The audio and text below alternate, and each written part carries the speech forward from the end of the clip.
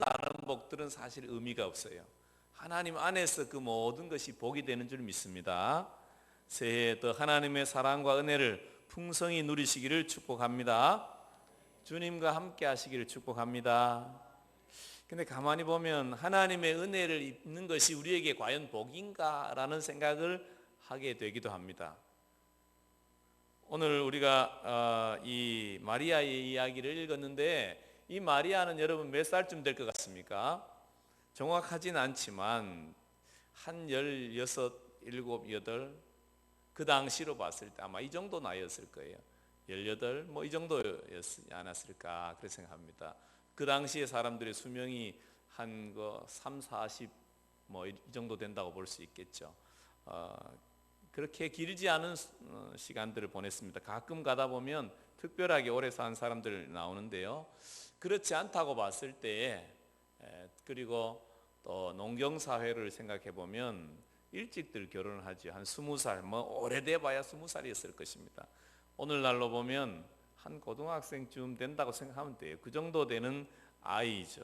이 사람이 오늘 천사로부터 어떤 축복을 받습니까? 하나님의 은혜를 입었다, 하나님이 함께 하신다, 이런 소리를 들었습니다. 그런데 그 결과 어떤 일이 주어지는 것입니까?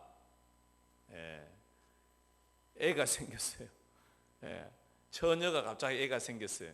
이게 여러분 복입니까? 저주입니까? 이거 어떻게 받아야 될 것입니까? 이거 참 당황스러운 일이죠. 가만히 생각해 보면. 우리가 신앙생활하는 성도님들 중에서도 가끔 은혜 받기를 힘들어하는 성도들이 있어요. 은혜를 안 받았으면 좋겠대. 그래가지고 은혜 받는 자리는 안 와. 왜? 은혜 받으면 하나님 뭘 또 하라 그럴 것 같다는 거야. 어떤 분은 그러더라고요. 나는 어떻게 하나님한테 은혜를 받는데 자꾸 헌금하라는 은혜를 받는데, 자, 감동을 그렇게 주신다는 거예요. 나 하나님한테 감동 좀 덜 받았으면 좋겠다고 그런 말씀을 하시는 분도 있었는데, 우리가 신앙생활 하다 보면 하나님의 은혜를 안 받은 사람이 보면 쉽지 않아 보이는 어떤 삶을 하나님이 은혜를 받은 사람은 쉽게 행복하게 하는 걸 봅니다. 그게 은혜를 아는 사람과 모르는 사람의 차이죠. 은혜를 모르는 사람은 자기 힘으로 살아가기 때문에 힘이 들어. 하나님 앞에 예배하는 것도 힘들고 기도하는 것도 힘들고 여기 앉아 있는 것도 쉽지 않아요. 힘들어요. 그런데 하나님의 은혜를 아는 사람은 여기 있는 시간이 제일 행복해요. 그리고 여기 더 오래 있고 싶어. 찬양하는 것이 좋고 하나님 앞에 기도하는 것이 좋고 주님을 바라보는 게 좋고 너무너무 좋아서 여기 더 있고 싶어지는 것이 하나님의 은혜를 아는 사람들이죠. 그렇지 않은 사람들은 참 빨리 끝나야 되고 뭐 시간에 맞춰야 되고 뭐가 이렇게 저렇게 자꾸 생각이 많습니다. 당시 처녀가 약혼했는데, 그죠? 정혼했다 그러잖아요, 그죠? 약혼했는데 오늘날로 지금 약혼한 거예요. 약혼했는데 다른 사람의 애가 생겼어. 그러면 요즘으로 치면 그러면 딴 사람하고 잘 가라 이렇게 할지도 몰라요. 그 당시에는 그런 사회가 아니에요. 애가 다른 사람의 애가 생기면 이거는 돌에 맞아 죽는 사회였어요. 그런데 오늘 천사가 나타나서 큰 은혜를 받은 자여 그렇게 이야기하는데 돌에 맞아 죽을 상황으로 몰아넣어 버렸습니다. 참 은혜가 뭔 은혜가 이런 은혜가 있나 이런 생각을 가져보죠. 많은 사람들 중에 교회를 다니면서도 이거는 나는 못 믿겠다 이렇게 생각하는 사람이 있어요. 동정녀 탄생 이거는 못 믿겠다. 예수님 훌륭한 가르침 좋다 이거예요. 예수님 기적 이것도 행할 수 있다고 요즘은 의사도 고치는데 뭐 예수님도 고칠 수도 있겠지 뭐 이렇게 생각합니다. 그런데 나 이거 동정녀 탄생 이거는 못 믿겠다 그렇게 생각하시는 분들도 있습니다. 은혜 밖에서 생각하면 무슨 생각이든지 이해가 되겠습니까? 하나님이 천지를 창조하신 건 어떻게 믿으십니까? 그 은혜로 믿어지는 거죠. 우리가 하나님을 믿으면 동정녀 탄생이 쉽다는 걸 알 수 있습니다. 동정녀 탄생이 어려운 게 아니에요. 하나님의 영이 덮으면 여러분 있던 암세포도 사라지고 뭐 질병도 나았는데 조직 가운데서 새로운 생명이 잉태될 수도 있는 거지 하나님이 그걸 못 하시겠습니까? 근데 하나님의 은혜 밖에서 생각하면 이건 도무지 있을 수 없는 일이에요. 자기 힘으로 살아요. 신앙생활을 해도 오랫동안 교회 다녀도 자기 힘으로 신앙생활하는 사람이 있어요. 그런 사람이 어떤 사람이에요? 은혜를 모르는 사람이고 제일 안타까운 사람이죠. 우리는 날마다 하나님의 은혜를 구하는 자리에 있어야 될 줄 믿습니다. 은혜를 받은 자여 하면서 천사가 나타나서 너가 아들을 가지게 될 것인데 35절 이하에 보면 그는 거룩한 이 하나님의 아들이다. 너의 아들이 아니고 육신의 아들이 아니고 하나님의 아들일 거다. 그렇게 말씀해 주고 있습니다. 어떤 처녀 아가씨가 저한테 와서 저 임신했는데 하나님의 아들입니다. 이렇게 하면 제가 어떻게 할 것 같습니까? 1차적으로 일단 정신과 병원에 데려가 볼 것 같아. 좀 정상인가 아닌가. 그죠? 근데 마리아가 그 밤에 그런 이야기를 들었다는 것입니다. 그러나 깊이 생각해 보면 하나님이 하시기로 작정하시면 그 일을 못할 이유가 없죠. 근데 하나님은 왜 이렇게 하시는 것입니까? 그러면 하나님은 꼭 예수님을 동정녀로 태어나게 해야 되는 것입니까? 그냥 뭐 어느 날 어느 동네에 갑자기 어떤 존재로 하나님이 사람이 되시면 안 되는 것입니까? 왜 하나님은 동정녀로 이 땅에 태어나야 되는 것입니까? 그 이유는 무엇입니까?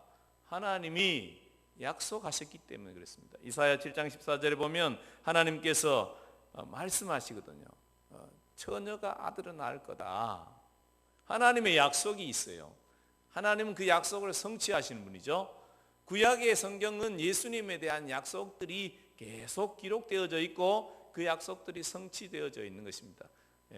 심지어 어떤 학자들은 예수님께서 이렇게 준비되어지시는 것은 하나님께서 이 아담과 하와가 죄를 지을 때 이미 하나님께서 짐승의 옷을 벗겨서 가죽을 벗겨서 사람의 옷을 만들었을 때 이미 죽으시는 그 아들 예수님을 그 가운데 그 짐승을 상징적으로 보여주는 것이다. 이렇게까지 말합니다.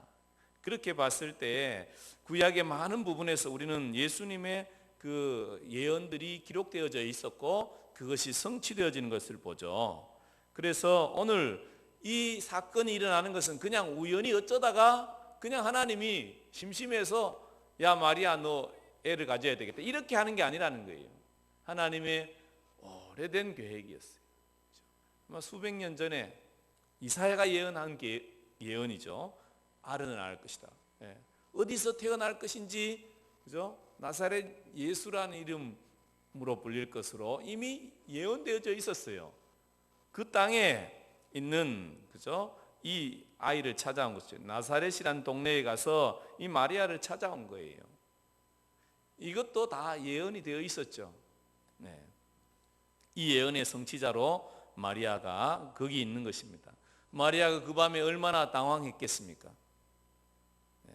남자를 알지 못하는데 애가 생긴다고 말을 들었을 때 그 어린 마리아가 얼마나 당황하고 놀랐겠습니까? 그리고 자기가 생각해 봤을 때 가능성도 없고 되지도 않는 일이죠.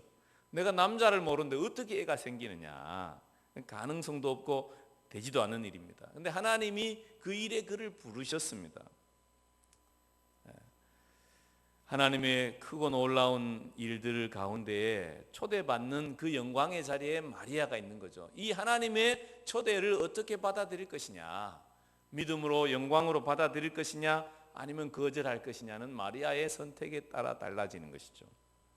여러분, 사람의 어떤 그 계획과 뜻이 있고 우리가 살아가지만 사실 우리 인생은 더 큰 덮개가 있는데 하나님의 놀라운 계획이 우리 인생에 있다는 것입니다. 우리가 아까 찬양할 때도 했는데 하나님의 꿈이 우리의 비전이 되어야 되는 게 중요합니다. 그리고 하나님의 꿈이 그렇게 진행되어져 가는 가운데 내가 부름을 받았다면 내가 거기에 믿음으로 응답할 줄 알아야 되는 것입니다. 여러분, 만약에 마리아가 거절해, 싫어요 하나님, 나는 그거 안 할래요, 그렇게 했으면 하나님이 어떻게 했을까요? 벼락을 쳐가지고 마리아 꼼짝 못하게 해가지고 믿게 해가지고 했을까요? 저는 하나님이 그걸 그렇게 하지 않았을 거라고 생각이 돼요. 하나님이 너 싫으냐? 그럼 난 딴 마리아를 찾아봐야 되겠다. 이걸 받아들일 마리아를 기다리거나 찾는 시간을 하나님이 보내시겠죠. 그러면 마리아의 삶은 어떻게 됐을까요? 그냥 그렇게 유대의 어떤 여인으로 어떤 아이로 그냥 결혼하고 살다가 뭐 그냥 그렇게 살아갔겠죠. 하나님과 큰 상관없이 그냥 그렇게 살아가는 것입니다. 우리 하나님의 사람들은 어떤 사람들이냐, 내가 하나님의 일에 초대받은 사람이라는 걸 알아야 되는 것입니다. 때로 그 일을 감당하는 것은 위험한 일이고 남들이 볼 때 비난을 당할 어떤 일일 수 있다는 것을 우리가 생각해야 되는 것입니다. 하나님의 일에 초대받는 것은 그런 일일 수 있다는 걸 기억해야 됩니다. 여러분, 하나님의 은혜가 임하면 다 좋은 일만 있을 것 같죠? 그렇지 않아요. 어려움들이 많아요. 성령이 충만해도 마찬가지예요. 여러분, 우리 교회의 역사 가운데 하나님의 이름으로 하나님의 일을 했던 사람들이 다 환영받았느냐? 절대 그렇지 않습니다. 심지어 우리가 루터의 종교개혁을 알잖아요. 루터의 종교개혁 때 루터는 죽을 뻔했어요. 죽을 뻔했다는 걸 알아야 됩니다. 그리고 그 제후들이 보호해 주지 않았으면 로마 가톨릭의 어떤 그 교황권에 의해서 반드시 죽었을 거예요. 틀림없이 죽었어요. 죽음의 위협이 그에게 늘 있었습니다. 그리고 실패의 절망의 상황들이 그에게 늘 따라다녔습니다.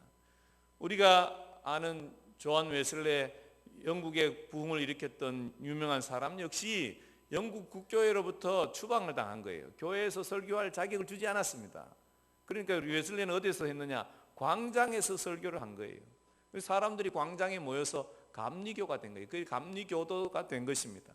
오순절 마찬가지 아니겠어요? 아주사 거리에 부흥이 일어났어요. 사람들이 성령으로 늘 충만한 그런 일들이 일어나게 됐을 때 이 장로 교도들이 인정하지 않았습니다. 그러니까 그들은 모여서 뭐가 돼? 오순절 교회가 된 거예요. 오늘날 우리 한국으로 보면 순복음 교단이 된 거예요. 순복음 교단이 온 세계 가운데 지금 가장 강력하게 부흥의 역사가 일어나고 있는 공동체는 순복음 교단이에요. 그런데 그 교단들이 항상 어떤 상황이 있었느냐? 어려움들을 직면하면서 생겼다는 것입니다. 하나님의 역사를 모르는 어떤 사람들은 또 하나님의 역사를 이해하지 못하는 인간의 한계 가운데서 또 잘못 가지 않나, 그런 박해와 위협이 있었던 거죠. 인간이 하나님의 일에 초대를 받는 것이 큰 은혜입니다. 그러나 그것은 큰 위험이 동반되어질 수 있다는 것을 항상 생각해야 됩니다. 제가 여러분들을, 우리 베델교회 성도들을 목자로 자꾸 초대를 하죠. 목자가 되십시오. 목자가 되십시오. 목자 목녀로서의 삶을 살면 좋겠습니다. 물론 분가할 수 있는 상황이 되어져야 되겠죠. 그리고 또 VIP가 있고 영혼을 살리고자 하는 마음이 있어야 되겠지만, 우리가 목자가 되는 것이 어떻게 보면 힘들어 보이고 어려워 보일 수 있어요. 그러나 이것이 하나님의 영광의 자리로의 초대라는 걸 알아야 되는 것입니다. 하나님께서 여러분을 다양한 곳으로 부르십니다. 하나님은 교회 안으로만 부르지 않아요. 예전에는 우리가 이런 생각을 가졌어요. 은혜를 받으면 목사가 돼야 된다, 이런 생각이 있었어요. 은혜를 받으면 하나님의 아들, 딸이 되는 거예요. 은혜를 받은 하나님의 아들, 딸은 무엇을 하는 것입니까? 하나님이 보내신 그곳에서 하나님의 나라를 이루어 가야 될 사람이라는 걸 알아야 되는 것입니다. 여러분이 보내신 곳, 여러분이 보냄 받은 곳이 어디입니까? 부름을 받아서 보냄을 받게 되는데, 여러분이 보냄 받은 곳이 여러분의 일터이고 여러분의 가정이라는 걸 알아야 되는 것입니다. 여러분, 교회는 뭐 하는 곳입니까? 교회는 와서 하나님의 은혜를 받는 곳이고, 내가 보낸 그곳에서 나는 뭐 일해야 될 사람인데, 어떤 일을 해야 될 사람이냐? 하나님의 일을 해야 될 사람이라는 것입니다. 하나님의 일은 무엇입니까? 사람을 살리는 일이 하나님의 일인 것입니다. 영혼을 살리고 생명을 살리고 그 영혼을 하나님께로 세워가는 일들을 해야 되는 일들을 할 사람으로 우리가 부름받은 것이고, 목자가 되는 것은 그 일을 동역할 사람들로 세워져서 훈련되어지고, 또 교회 공동체 내에서 그 사람들을 같이 세워가는 그 일에 쓰임받는 자리에 서는 것입니다. 마리아가 어떻게 합니까? 주님의 여종입니다. 그러면서 말씀대로 이루어지기를 원합니다 하고 그 일을 받아들입니다. 하나님의 일은 하나님의 부르심에 동의한 사람들에 의해서 이루어집니다. 아브라함을 부르시죠. 아브라함아 떠나라, 친척 본토 아비 집을 떠나라. 아브라함이 어떻게 하는 것입니까? 못 가요. 그랬으면 일어나지, 아브라함이 안 되는 거예요. 아브라함이 어떻게 해요? 믿음으로 순종하고 가는 거죠. 어디로 가야 될지 모르고 갈 바를 알지 못하고 떠나는 거예요. 그 순종이 아브라함에게 있었습니다. 하나님이 노아에게 나타나서 뭐예요? 배를 지어라. 하나님 마른 하늘에 먼 산 위에다 배를 짓습니까? 못합니다. 이렇게 했으면 노아도 아마 죽었을 것입니다. 하나님의 역사가 어떻게 되었을지 모르겠어요. 그런데 하나님의 사람들은 특징이 뭐예요? 하나님의 부르심에 순종함으로 나아가더라는 것입니다. 우리 사랑하는 성도님들, 오늘 마리아가 얼마나 황당했을까요? 그럼에도 불구하고 하나님이신 것이 그에게 분명했고, 하나님이시라면 저는 순종하겠습니다. 하나님의 말씀이면 순종하겠습니다. 여러분에게 하나님이 뭐라고 말씀하고 계십니까? 목사님, 마리아처럼 천사가 나타나야지 저한테는 천사가 안 나타납니다. 이렇게 말씀하지 마십시오. 여러분, 마리아는 이 성경에 말씀이 없었어요.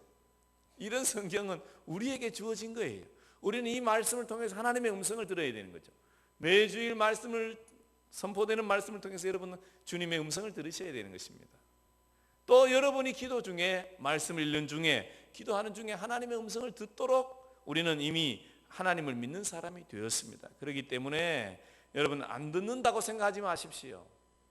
문제는 내가 듣고 순종하지 않을 때 하나님의 일이 일어나지 않는다는 걸 아는 게 중요합니다. 여러분, 마리아가 그냥 살았으면 그 영광의 자리에 이르지 못하게 되는 것입니다. 믿음으로 순종하고 결단했을 때 마리아에게 하나님의 일들이 진행되어지기 시작하는 것입니다. 그 일을 자기가 믿음으로 받아들였어도 마리아의 마음에는 평강이 넘치기보다는 처음에는 당황하고 놀라움, 사실일까? 어젯밤에 찾아온 천사가 정말 천사일까? 그런 마음이 있었을 것입니다. 그래서 어떻게 하는 것입니까? 달려가는 것입니다. 어디로 달려갑니까? 엘리사벳을 찾아 달려가죠. 그래서 그의 친척인 엘리사벳을 찾아갑니다. 왜? 천사에게 그 소리 들었거든요. 엘리사벳이 임신했다. 진짜인가 확인해 봐야 되겠다. 자기는 임신했다 그래도 이게 여자가 임신했다 그러면 당장 느껴지는 아무 느낌이 없잖아요. 한 서너 달까지는 뭐 임신했는지도 모르고 사는 여자들도 많더라고 보니까. 그러니까 어떻게 해요? 임신했다 그래도 임신이 됐는지 안 됐는지도 모르는 거죠. 그러니까 어떻게 해요? 확인하고 싶은 거예요. 그래서 어떻게 해요? 엘리사벳을 찾아서 뛰어가는 거죠. 엘리사벳을 방문했을 때 어떤 일이 일어납니까? 마리아도 생각하지 않았던 그 상황을 대면하게 되는 거죠. 가장 큰 놀라운 일은 뭐예요? 엘리사벳이 말을 하는데 뭐라고 말하냐면 너의 복 중에 있는 아기에 대해서 이야기하는 거예요. 마리아가 엘리사벳에게 전화해서 이야기했습니까? 안 했습니까? 이야기한 적이 없어요. 아마 마리아 자기 혼자 알았을 것입니다. 자기 부모님에게도 요셉에게도 아직 이야기하지 않았습니다. 자기도 긴가민가 하는 그런 상황인데 가자마자 엘리사벳이 성령의 감동이 되어서 사람의 소리를 통해서 어젯밤에 아니면 한 일주일 전쯤에, 그죠? 한 일주일 전쯤에 들은 임신의 소식을 그 여인으로부터 다시 확인하면서 듣는 거죠. 내 복 중에 있는 아이가 뛰놀며 노래한다. 너의 복 중에 있는 아이가 하나님의 아들이다. 그런 이야기를 들었을 때에 이 엘리사벳의 그런 축복을 받았을 때에 얼마나 놀랍고 좀 어떻게 감사했을지 모르겠습니다. 마리아의 마음 가운데 이제 확신이 드는 거죠. 하나님께서 우리가 어떤 하나님의 일을 할 때에 우리 혼자 하지 않도록 하나님의 돕는 사람들을 붙여주십니다. 중요한 것은 우리가 하나님이 나를 부르심이 맞다, 나를 향하여 부르심이 맞다고 생각하면 믿음으로 뛰어드는 거예요. 그러면 다른 사람, 믿음 없는 사람, 은혜 없는 사람이 보기에는 제가 너무 열심인 거 아니야. 예를 들어서 헌금을 많이 하면 제가 너무 지나치게 헌금하고 후회하는 거 아니야. 은혜 없는 사람이 보면 그렇죠. 은혜 없는 사람이 보면 제가 너무 열심히 해서 무슨 문제가 생기는 게 아닐까 이런 생각해요. 그런데 은혜가 있는 사람은 어떻게 해요? 기쁨으로 감사함을 하죠. 그러면서 하나님께서 선물을 하나 주신데 그게 뭐냐면 그를 이해해주고 지지해주고 격려하고 붙들어주고 도와줄 사람을 붙여주는 것입니다. 하나님은 우리 혼자 그냥 내버려 두지 않습니다. 하나님이 일을 할 때에 하나님과 함께 할 수 있도록 도와주십니다. 그리고 하나님의 사람들이 돕는 사람 되어서 그를 도와주죠. 그래서 뭐라고 말씀합니까? 주님께서 하신 말씀이 이루어질 줄 믿는 자는 행복하다. 그렇게 이야기하죠. 마리아가 그 일을 혼자 두렵고 떨림으로 막 그렇게 힘들게 감당할 것이 아니라 너가 행복하게 하게 될 거다. 하나님께서 너를 도와줄 거다. 너를 돕는 하나님의 사람들을 붙여줄 거다. 그러면서 축복해주고 격려하는 것입니다. 여러분, 우리가 신앙생활 하면서 혼자 은혜 받는 게 위험해요. 혼자 다 아는 게 위험해. 혼자 내가 생각하는 게 틀림없이 맞다고 생각하는 게 위험한 생각이에요. 교회는 2000년의 역사를 가지고 있습니다. 2000년의 역사를 통해서 증명되어진 진리를 거절하는 것은 하나님을 거부하는 것과 비슷합니다. 여러분, 하나님의 사람들은 또 성령으로 서로 교제하고 통할 수 있어요. 근데 나만 맞다 이렇게 하면 곤란한 거죠. 우리 하나님의 사람들이 보편 진리 안에 있어야 되는 것입니다. 성경 말씀 안에 있다는 것은 보편 진리를 이야기하는 거죠. 그러면서 또 특별하게 하나님이 헌신을 요구하거나 어떤 것을 도전할 때가 있어요. 처음 우리가 선교사로 인도 선교사로 나간 그 선교사님이 선교를 나갈 때 다 사람들이 반대했어요. 하나님이 일은 하나님이 하신다. 너가 선교 인도 같은 데 가서 굳이 위험한 일 안 해도 된다. 윌리엄 캐리를 향해서 많은 사람들이 그의 발목을 붙잡았어요. 다 반대했어요. 그런데 캐리 선교회를 또 만들고 인도 선교회를 만들고 도와주는 사람들이 있는 거죠. 어떻게 보면 우리가 하나님의 일을 하고 은혜를 따라가는 삶을 살아도 어떤 사람들은 이해 못하고 반대할 수 있어요. 그러나 많은 사람들이 또한 함께 한다는 것을 알아야 되는 것입니다. 하나님의 사람들 가운데 하나님께서 함께 하시는 그 은혜가 있을 때에 확증이 되어지고 확증이 있게 되어졌을 때 이제는 그냥 두렵고 떨리는 상황이 아니라 감사함으로 감당할 수 있는 준비가 되어지는 것입니다. 하나님의 사람들이 하나님의 일을 할 때 중요한 것은 감사함으로 감당하는 거죠. 이 확증을 받고 난 다음에 마리아가 뭘 하는 것입니까? 찬양을 하죠. 드디어 마리아가 찬양합니다. 하나님 앞에 감사하죠. 내 마음이 하나님 내 구주를 기뻐하였음이며 내 영혼이 주를 찬양하며 하나님 앞에 감사를 하는데 뭐를 감사합니까? 48절 그의 여종의 비천함을 돌보셨습니다. 내 부족함과 연약함과 부족함 이것을 하나님이 돌보셨다. 그리고 하나님께서 나를 복되다 만세 복되다 일컬어 주실 것을 믿음으로 기대하는 거죠. 아직도 그 후에 어떤 일이 일어날지 그죠? 그가 대면해야 될 문제는 하나도 해결된 게 없습니다. 지금 그가 이제 요셉에게 뭐라고 이야기해야 될 것이며 사람들이 그를 어떻게 할 것이며 문제가 하나도 해결된 게 없어요. 그럼에도 불구하고 그가 주의 영으로 충만하게 되어지면서 그 상황 가운데 뭘 감사하는 사람이 되어지더라는 거예요. 55절에 그 자비는 영원토록 있을 것이다. 지금까지 나를 이끌어 주셨고 또 우리의 조상들 가운데 은혜 베푸셨던 하나님께서 55절 마지막에 보면 아브라함과 그 자손에게 영원히 하시리로다. 하나님께서 말씀하신 것을 영원히 이루시고 나에게 이렇게 이루시겠다 약속하셨으니 하나님의 아들을 태어나게 하셔서 그 아들을 영광스럽게 하시겠다 약속하셨으니 하나님이 하시리라 이렇게 믿는 거예요. 사실 하나님이 하지 않으면 이 여인은 돌에 맞아 죽어야 되는 거예요. 조롱받고 무시당하고 비난당하고 정말 생명이 어떻게 되어질지도 모르는 요셉이 어떻게 반응할지도 모르는 그 상황 가운데서 이 여인은 하나님을 향해서 찬양할 수 있는 마음이 되어진 것이죠. 이제 자기의 동역자 또 자기를 축복하는 이 엘리사벳을 만나면서 힘을 얻게 되고 확증을 받게 되면서 일어나게 되는 것입니다.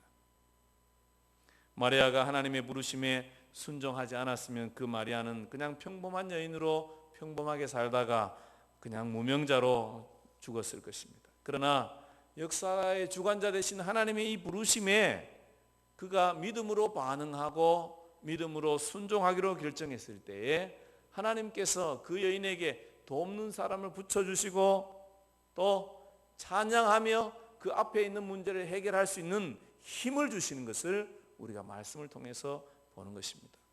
사랑하는 성도 여러분, 오늘 이 아침에 2020년을 하나님께서 새롭게 시작하는 그 신년 벽두에 우리가 이런 옛날 사람들이 이때를 정초라 그랬죠. 정초에 우리가 한번 생각해야 될 것입니다. 2020년에 하나님은 나를 무엇으로 부르고 계신가? 나는 어떻게 살 것인가? 여러분, 하나님께서 2000년 전에 그 마리아를 부르셨던 그 하나님께서 오늘 우리를 다시 부르고 계십니다. 우리 베델 교회를 또 부르고 계십니다. 저는 하나님께서 이 교회를 통해서 하실 일이 있다고 믿고 있습니다. 하나님께서 왜 성도들을 성령으로 준비시키고 말씀을 자꾸 가르치도록 말씀 사역자로 준비시키는가? 우리 교회 공동체는 그냥 우리 교회가 좋기 위해서 이 일을 하지 않는다. 저는 그렇게 믿습니다. 어느 때가 되어지면 하나님께서 여러분이 보내신 곳에서 하나님의 나라를 세우는 사람들로 세워갈 것입니다. 그곳에서 가르치는 자가 될 것입니다. 교회 안에서만 가르치는 자들이 아니라 여러분의 삶의 현장 가운데서 어떤 사람들에게 믿음의 동역자와 공동체를 이루게 되고 그곳에서 또 작은 교회들을 세워가게 될 것입니다. 그것이 우리는 지금은 교회 안에 속한 성도들끼리 가정교회를 이루어가지만 우리 원래 가정교회는 믿지 않는 사람들과 함께 모이는 곳이 가정교회예요. 그곳이 참으로 여러분의 사역지가 되어지는 그런 사람들이 일어날 것이고 어떤 사람들은 아예 우리 교회 공동체와 상관없이 직장에서 일터에서 믿음의 사람들과 한 팀을 이루어서 거기에 있는 동역자들을 세워가며 믿지 않는 사람들에게 하나님 나라를 세워가는 그런 사람들이 일어날 것입니다. 하나님께서 우리 교회를 그렇게 부르고 있다. 저는 그렇게 믿고 있습니다. 앞으로 어떤 모습으로 우리 가운데 하나님의 일들이 일어날지 모릅니다. 저는 이 교회 가운데 훌륭한 하나님의 사람들이 일어날 것을 믿고 있습니다. 내가 생각하지도 않았고 지금 또 몇 년 전에는 기대하지도 않았던 정말로 성령으로 준비되어지고 말씀으로 준비되어져서 그곳에서 하나님의 사람들의 심령을 세울 수 있는 그런 사람들이 준비되어지고 있다라고 믿고 있고 여러분들을 그런 분들이 되도록 초대합니다. 여러분들이 이제 3월 달부터 하는 사업 공부에 참여하십시오. 훈련을 받으셔야 준비가 되어집니다. 그리고 여러분 목자로 자원하십시오. 목자로 세워지면 섬길 수 있는 능력이 세워집니다. 하나님이 돕는 사람을 붙여줍니다. 어떻게 섬겨야 될지를 도와줍니다. 그냥 누군가를 섬기려고 내가 섬긴다고 생각하면 이게 힘들어요. 불가능하고 보이고 어려워 보여. 여러분 생각해 보세요. 여러분 처녀가 아이를 가진다. 이게 가능합니까? 이게 안 될 일이에요. 불가능한 일이에요. 돌에 맞아 죽을 일이에요. 안 될 일이고 불가능한 일인데 내가 여기 있사오니 하나님 주님이 그 일을 하시고자 하면 나를 사용해 주십시오. 자기를 내어놓으니까 하나님이 그를 잡아서 사용하는 거 아니겠습니까? 우리 모든 성도님들 하나님 앞에서 내가 무엇으로 쓰임받기를 원하느냐? 나는 그냥 왔다 그냥 평범한 삶으로 평범하게 가고 싶습니다. 그것을 선택하시면 그렇게 사십시오. 그렇게 살아도 뭐 크게 나쁠 건 없습니다. 그러나 내가 하나님 나라를 위해서 쓰임받고 싶습니다. 예수님을 닮아가고 싶고 성령님의 능력이 나의 능력이 되기를 원하는 삶을 살고 싶습니다. 여러분이 소망하시고 사모하시면 하나님께서 정말로 나사렛의 작은 아이, 이 아이를 통해서 하나님의 일들이 이루어 가셨던 것처럼 이 대한민국 조그마한 지역의 포항, 그것도 흥의 이 조그만 동네에 있는 조그마한 베델 교회를 통해서 하나님이 어떤 일을 하실지 저는 기대가 됩니다.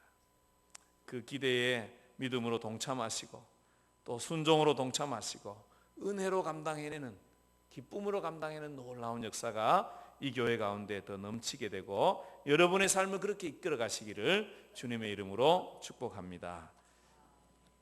이 시간 우리 다 같이 일어나셔서 찬양하고 기도하기를 원합니다. 우리에게 소원이 하나 있네. 우리 찬양하고 같이 기도하기를 원하는데 하나님 마리아처럼 나를 불러주십시오. 하나님 나를 사용하시고자 하는 것이 무엇입니까? 주님이 원하시는 곳으로 내가 가고 싶습니다. 내 힘으로 사는 삶이 아니라 하나님 성령님이 나를 이끌어가고 믿음의 동역자들과 함께 살아가고 하나님이 주시는 기쁨으로 감당하는 그런 삶이 나의 삶이 되기를 원합니다. 찬양하고 기도하겠습니다. 기도받기를 원하시는 분 계시면 앞으로 나오십시오.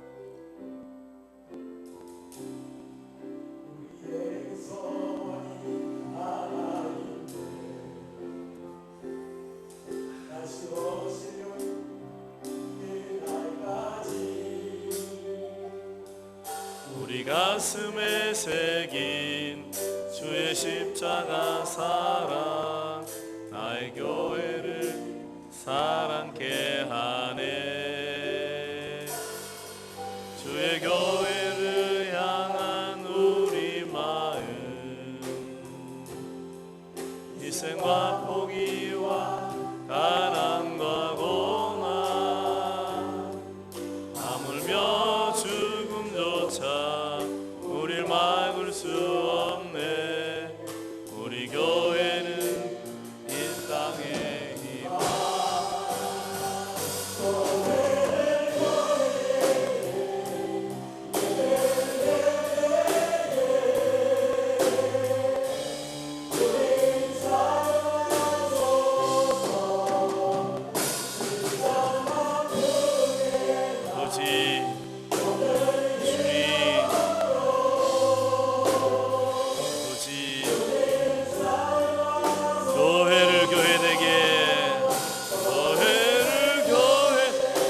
참된 교회가 되기를 원합니다. 내가 예수 그리스도를 모신 교회로서 하나님께 쓰임받기를 원합니다.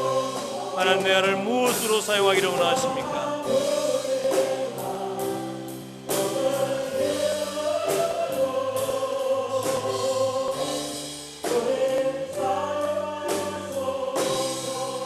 우리 다같이 주여 하고 기도하겠습니다.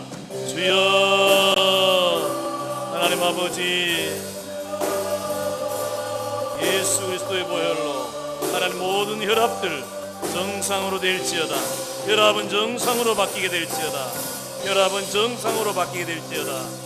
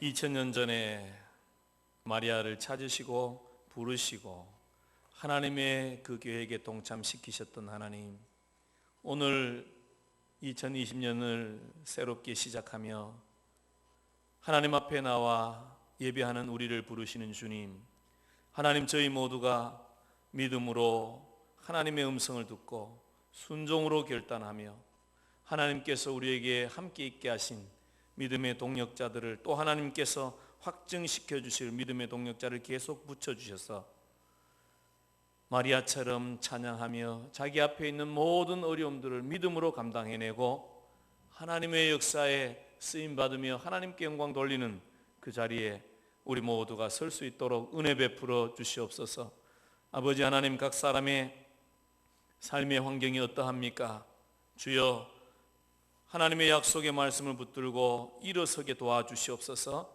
2020년도에 하나님께서 나와 함께 있게 하신 내 가족들, 또 VIP들, 또 친구들, 직장의 동료들, 하나님 더 풍성하게 하나님의 사랑으로 사랑하며 그들을 성공시키고 그들을 하나님 앞으로 초대하며 새 삶을 살도록 도와줄 수 있는 하나님의 사람들로 승리하는 우리 모든 성도님들이 될 수 있도록 은혜 베풀어 주시옵소서. 하나님께서 맡긴 사명을 힘있게 감당하게 하시고 2020년을 마무리할 그때에 하나님 앞에 참으로 영광 돌릴 만한, 하나님 앞에 드릴 것이 있는 저희 모두의 삶이 될 수 있도록 은혜 베풀어 주시옵소서.